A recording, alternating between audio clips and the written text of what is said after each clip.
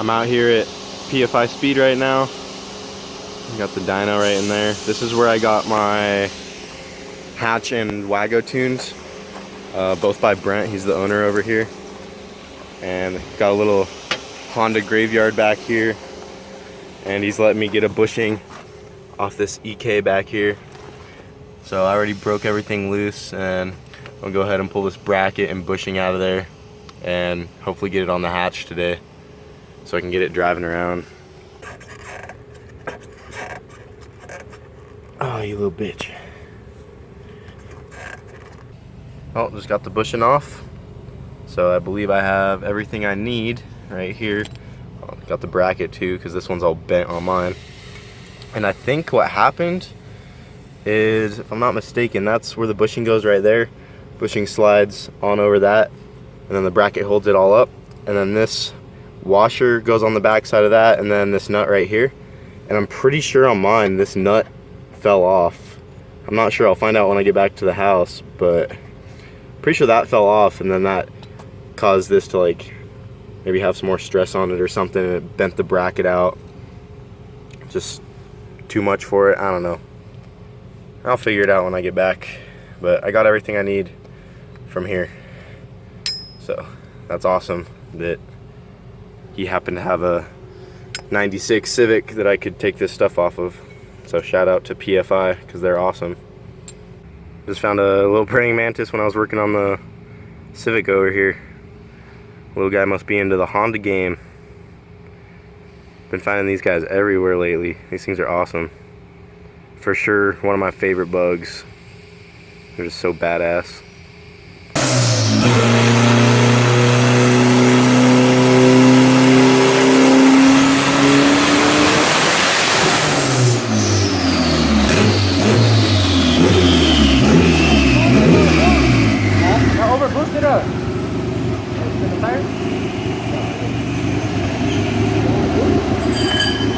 Smoking all bad. All smoky in here.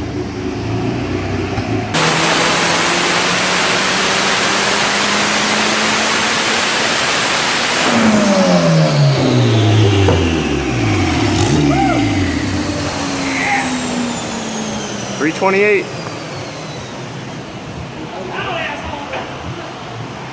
Let's get in there. Smoking, but get in there. It uses a quart of oil every pool, but it's making power. It smokes a lot, huh? Yeah. Like I can't even see the dyno like clear it out. So bad. You think it's like the turbo? I think it is. Turbo smokes all bad.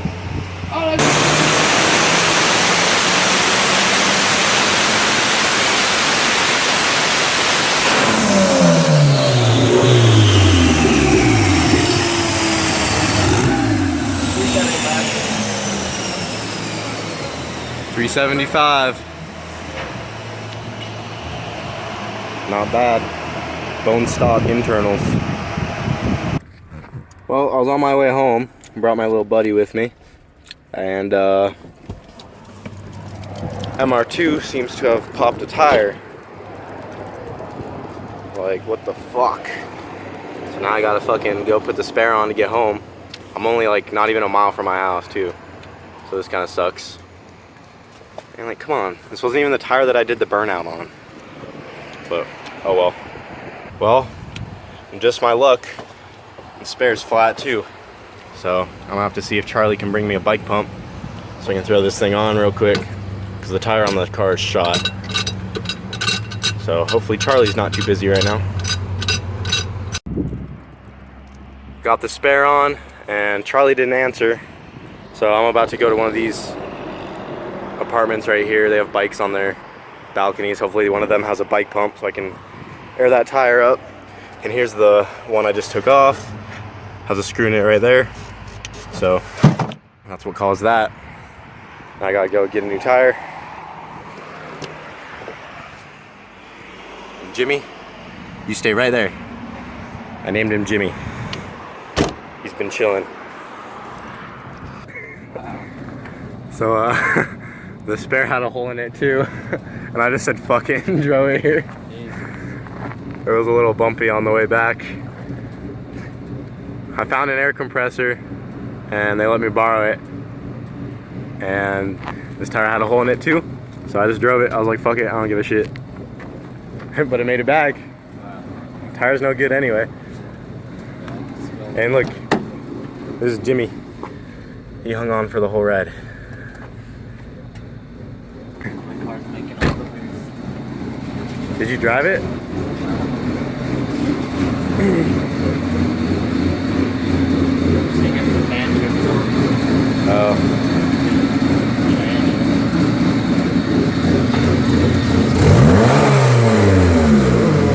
It's like a hairdryer. Charlie went and made a battery tray all on his own. Oh, you didn't weld these in yet? Huh? Oh, that looks pretty good though. What I do? These, like right here. Yeah. Weld those together and put that plate there. Then just weld that on top. Yeah. Just weld it from here. Should work. Hey, would you mind taking me to like Discount Tire in the Subaru?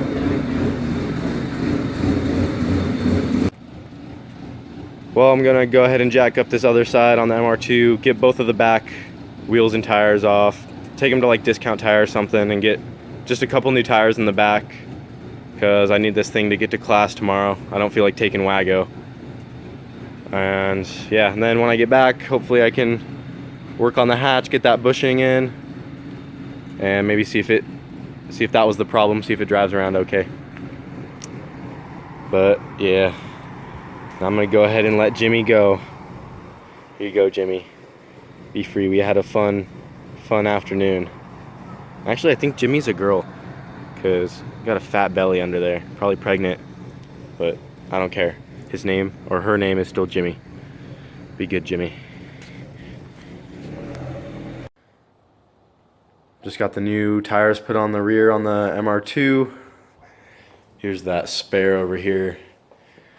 It's all messed up. So obviously not gonna put that back in the car. At least not until I get a new tire on it, which I probably will never do. Because that's just more weight reduction. And on the hatch, I was looking at it a little bit. And I do still have the nut on the back side of the bushing right there. So I'm not positive if that's the cause of the clunking, but I was looking around, I was playing with the tie rod and like checking the steering rack, moving this boot around, and I honestly have no idea what else it would be. So I'm gonna go ahead and throw on the bushing and bracket that I got earlier today and try to drive it around and see if it helped anything, and if not, then I gotta take the tire back off and really just look and maybe drive it around and listen for the clunking. So I don't know, we'll see. I'll get this bracket thrown on before I do anything else. So I didn't work on it at all last night. I had some things come up, and so right now I'm working on it. It's the following day, and I got the bracket and everything off, but I can't quite get the bushing off. It's like really stuck on there. So I think the only way to get it off is to like pull the whole lower control arm, and I don't really feel like doing that right now. And honestly, this bushing doesn't even look like it's in that bad a shape, except for the front lip being ripped off on it. Like here's the other one I got, and I mean all the rubber is there, so I don't think it's even in that bad a shape. So I'm just gonna go ahead and throw the bracket, the good bracket I got, back on there and the new washer and stuff. But the way it's looking, even though this bracket down here was like bent to shit, I honestly don't think that was the cause of the noise. So I think I'm gonna have to put it all back together and drive it around some more. Because I mean, I've been double checking everything and I just can't figure it out. Everything seems solid. So I don't know, maybe this will help, I'll find out. But first I gotta get this put back together.